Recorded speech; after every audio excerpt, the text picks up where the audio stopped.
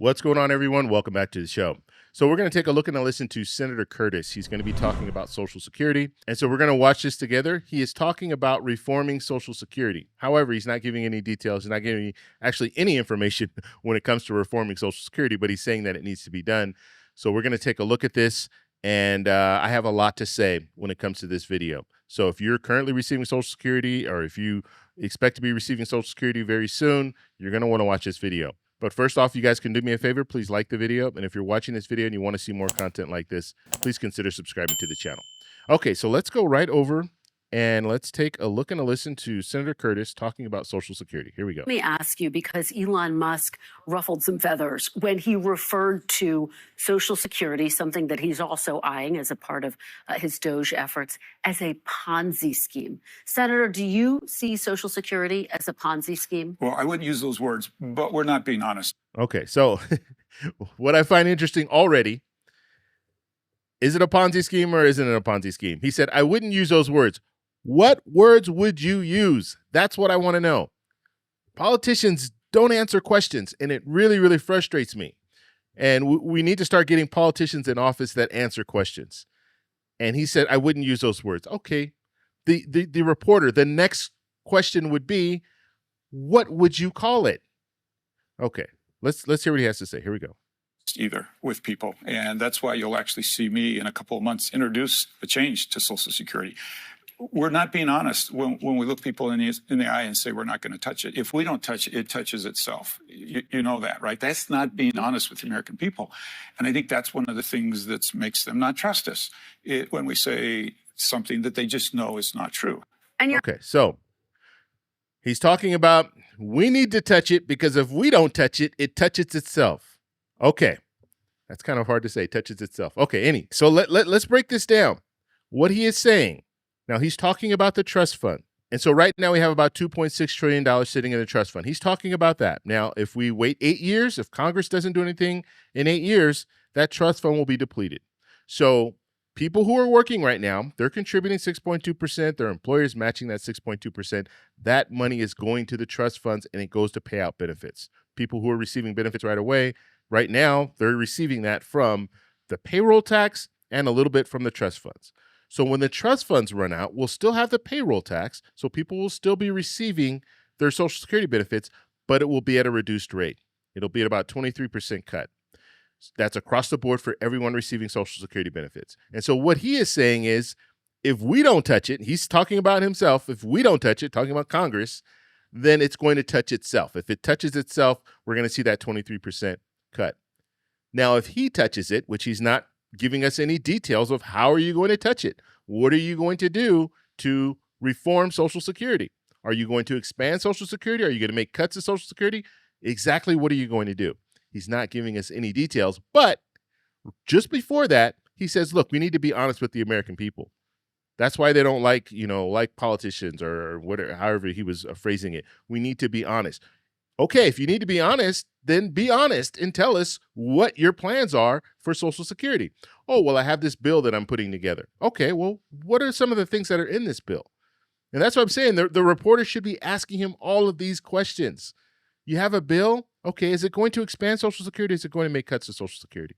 How are we going to solve this problem? Something needs to happen. I mean, there's broad agreement that entitlements are not solvent in the long run. But the question is what to do. Okay, so once again, and I don't like when people put out information and they're not giving you all the details. They're saying, and what she's saying is it's not solvent. Okay, explain what that means. The trust funds will be depleted, but we'll still be receiving Social Security benefits. Because if you don't explain that, people are going to think that, okay, Social Security will be done in 8 years and nobody will be able to receive Social Security benefits. That's not the truth. And so as a reporter, as a politician, you need to explain this to the American people. Do about it. And about 1 in 8 of your constituents actually receive Social Security benefits. Roughly the same number are on Medicare. And I think the question is, and the concern is, are these folks going to lose coverage? So can you They're not going to lose coverage. Okay. Now I don't know if she's talking about are politicians going to make cuts, or are they going to lose coverage as a result of the trust funds being depleted? but they're not going to lose complete coverage unless you have politicians that decide that they're going to put something together. And even in that situation, I think he explains it here. So I'll let him play. I'll play it out, and then we'll talk about it. Here today, guarantee your constituents they won't lose coverage, they won't be subject to deep cuts to their Social Security. Let me look them all in the eye symbolically right now. We don't need to impact the people that are in Social Security. But if we don't have a conversation about my kids, our 20-year-olds, our 30-year-olds, that's where the problem is. And so we can't be afraid of this conversation simply because people think we're going to take it away from them.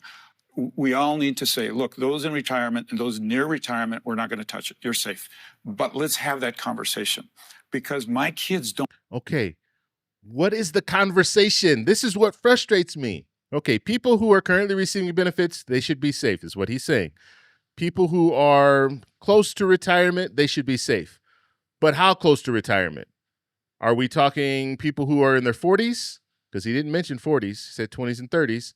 So are we talking about people in their 40s? They should be okay. People in their 50s, they should be okay. And then on up, they should all be okay. He's not giving us any details. But then he's criticizing the fact that politicians aren't being honest with the American people. And let me go back because he was in the middle of a thought. And those near retirement, we're not going to touch it. You're safe. But let's have that conversation because my kids don't think they're going to get it. So why can't we have a conversation with them about moving some of the variables around? And the sooner we do it, the less dramatic it has to be. If we don't do it, we have worse decisions thrust upon us. Yeah, continue. Okay, so he said two things there. And we have to break this down because politicians will go on to the next subject and it's like, okay, well, what did he really say? I don't know. I don't remember. He said something about the fact that younger people don't think that they're going to be able to receive Social Security. You, as a politician, know that they will qualify for Social Security benefits, even if Congress doesn't do anything. As he stated, it will touch itself, which, Social Security will touch itself, which means that you'll see reduced benefits by about 23%. So he knows as long as we have people in the workforce, they're going to be contributing to FICA. As long as people are contributing to FICA, that 6.2% that I was talking about, and your employer matching 6.2%, that money will be there for Social Security. That money will be there for people who are receiving those benefits. So if you have someone who's in their 20s or 30s saying, well, you know what, I'm not going to even be able to receive Social Security benefits, you as a politician need to correct them and say, no, you'll be able to receive Social Security benefits, but it'll be at a reduced rate. That is your job, to educate the public. And then the last part he talked about there, the sooner we do it, the better. I would agree with him 100%.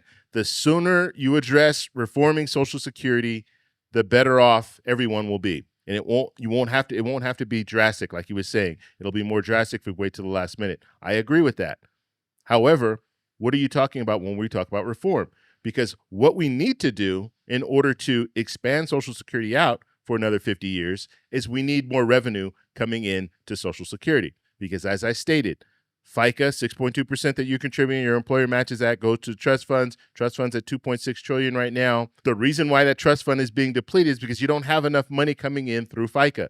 So you need to bring more money in through FICA in order to not have to use that trust fund, and then that trust fund can sit there and just earn interest. So what we need to really be talking about is how to reform Social Security by expanding it, by raising the cap. Some politicians are talking about raising the cap, so people making $176,100 right now, they currently do not have to pay into FICA anymore. So once you reach that threshold, you no longer have to contribute that 6.2%. So what some politicians are talking about doing is raising that cap. Raise it up to a higher number. Raise it up to $1 million. So everyone from $176,000 all the way up to $1 million, you still have to contribute to FICA. That brings in more revenue. Another way that you can do it is by raising the cap across the board. So everyone who's currently working right now, they're contributing at 6.2%, raise it from 6.2% to 8.2%. Raise it up 2 percentage points. It's not that much in the big scheme of things for people who are currently working, and they would appreciate the fact that if they do contribute a little bit more, they'll be assured that they'll have their benefits at 100% when they decide to retire. And so those are the two fixes. Now, I don't know what he's talking about because he hasn't given any details on what he wants to do. He just says, I have a bill, but he hasn't given us any details on what he wants to do to reform Social Security. And that's the problem. You have a politician that's looking you in the eye right now saying, look, we have to be honest with the American people. I have this bill that's set in place, or that I will be introducing in the very near future, but I'm not going to give you any information on the bill. I'm not going to tell you if it's an expansion or if it's cuts to Social Security. But I mean, realistically, when he's talking about we need to make some adjustments for people who are 20 and 30, that sounds like cuts to me. That sounds like you are phasing Social Security off on those people. And so those people won't be receiving it. Some politicians will say, well, you know what, we can privatize it so we can take a portion. So instead of contributing 6.2%, you're going to contribute 4%. And then we'll take, or let's say 4.2%, and then we'll take that 2%, and then you can invest that in the stock market. So allow people to invest in the stock market, and it'll give them a little bit more so they can have a retirement. Now, there's no guarantee. If you invest in the stock market, you could lose money, but in most situations, you're going to be able to earn money if you invest in the stock market, as long as you have a portfolio that is diversified. However, if you take out that 2%, so as I was stating, instead of 6.2%, you only contributed 4.2%, and then that 2%, you're able to invest that in the stock market. If you take that out, then guess what? Now you're only contributing 4.2% that's going to the Social Security Administration to help pay out benefits. That's a problem, because now you have less money, less revenue coming in and going to the trust funds to help pay out benefits, which means that will deplete the trust funds that much faster. It's not going to help the situation. And so that's all I have for this video, but I want to know what you guys think. So let me know in the comments below. If you like this video, please give me a thumbs up. Please subscribe for more, and I'll talk to you in the next one. Bye.